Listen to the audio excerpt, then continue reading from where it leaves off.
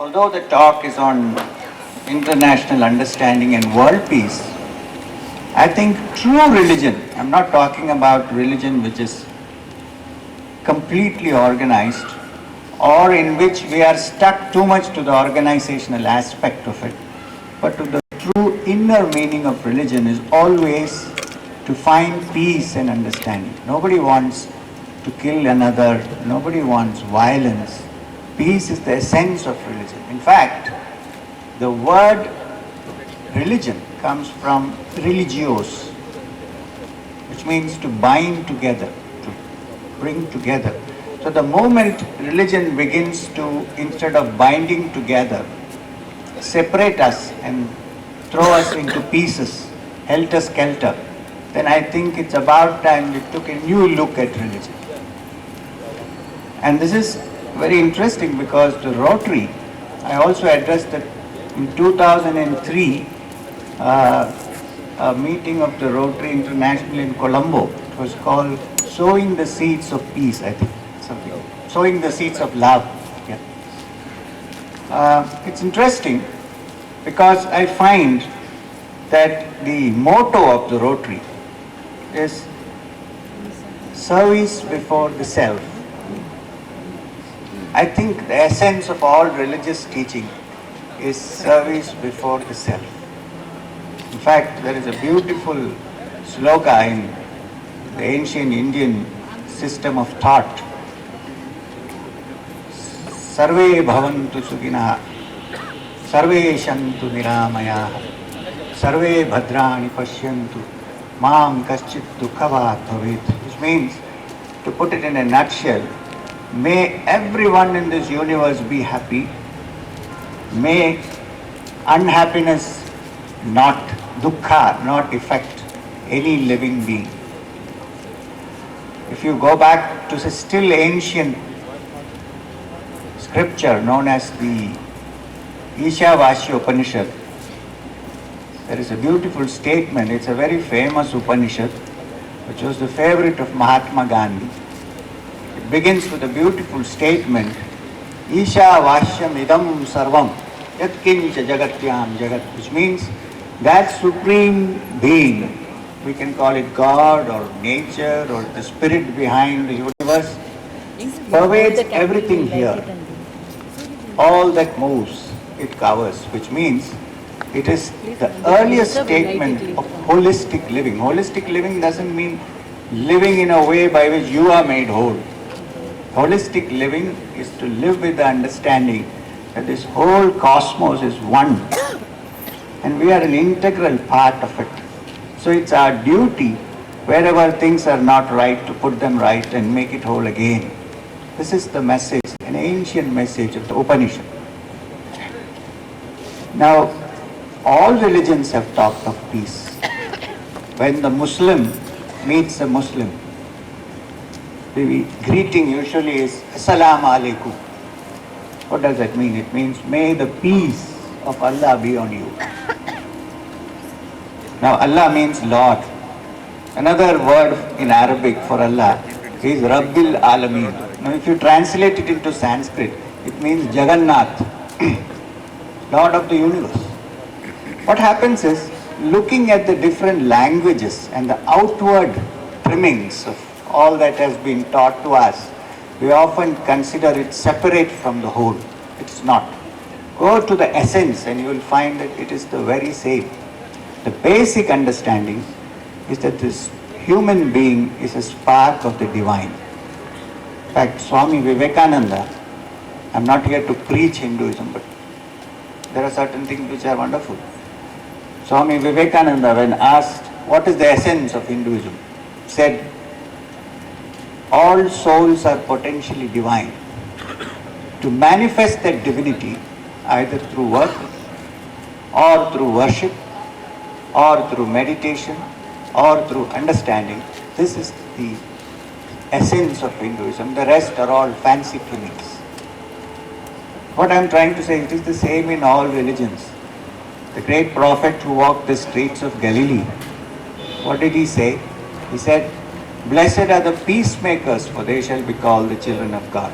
He didn't say blessed are this group or that group or this section. He said, blessed are the peacemakers, for they shall be called the children of God. And we all know that the great ancient religion of Jainism always said, ahimsa paramo dharma. There is no dharma greater than ahimsa. Ahimsa does not mean just non-violence. It means not causing injury to another living being. And Islam, I explained to you.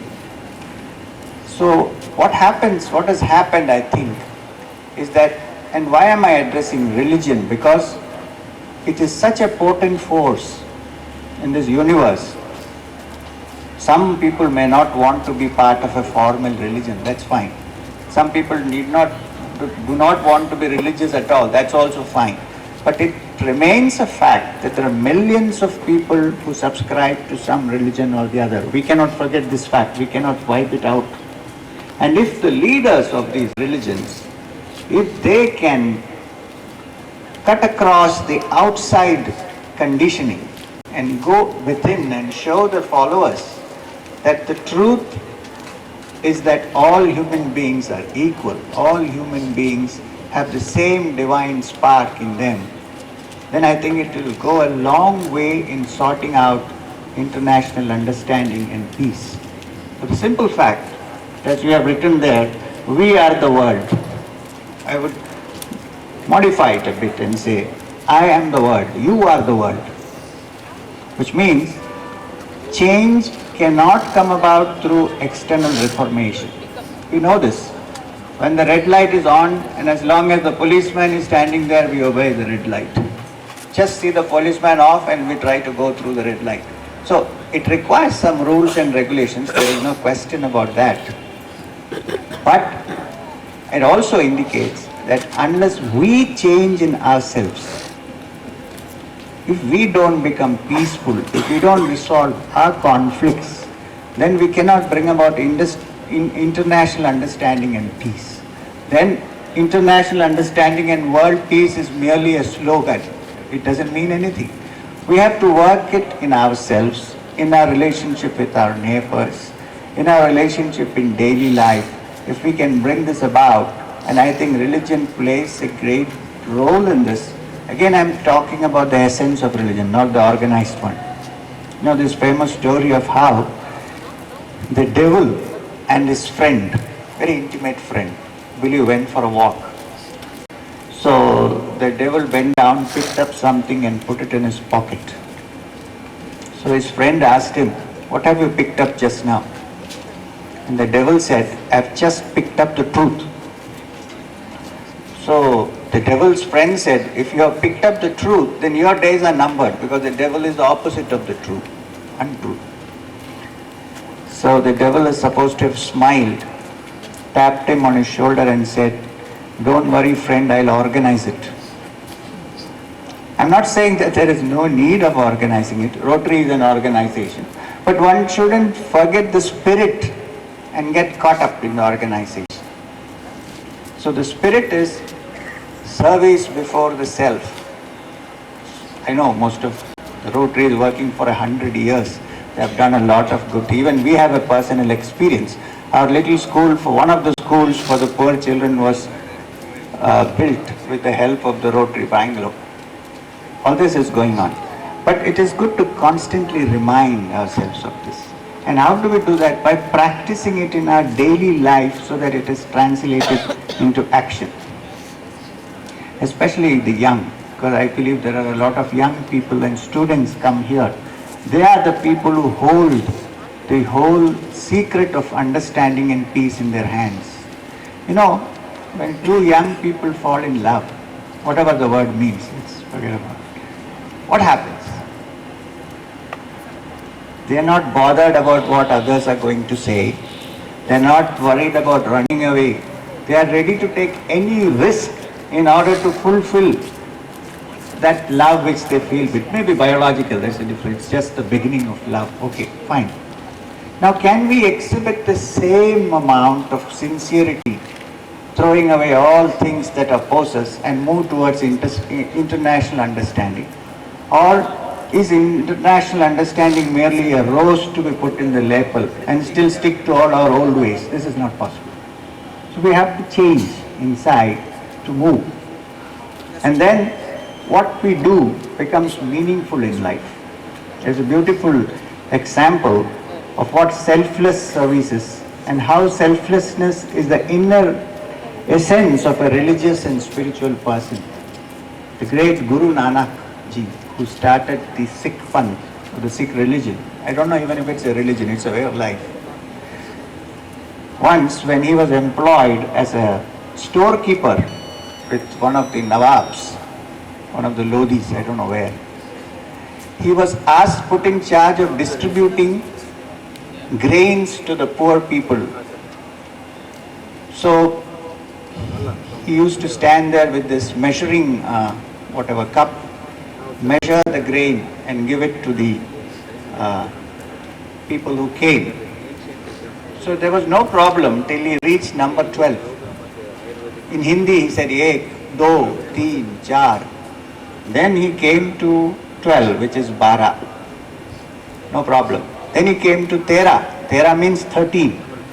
So when he came to tera, suddenly he remembered that everything belongs to the Lord. Instead of tera as a number, mera tera, yours. So he got stuck. He said tera, tera, tera and continued finishing the store. Somebody went and reported to the Nawab Sahab that your store is going to be emptied very soon. This man has gone. He's saying tera, tera and finishing it off. This is true spirit of religion. And if you refer to the Bhagavad Gita, which is considered the essence of the Upanishads as far as the Hindu philosophy goes, you will find in chapter 12, which talks about Bhakti Yoga,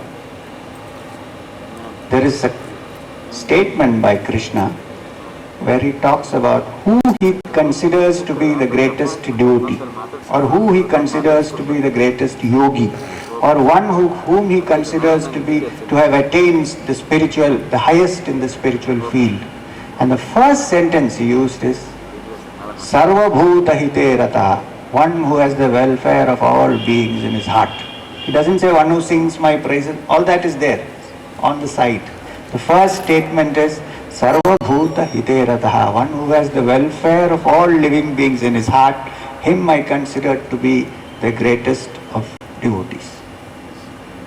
So therefore, go deep within and bring about a change in ourselves so that we may be able to change others and bring about peace and understanding.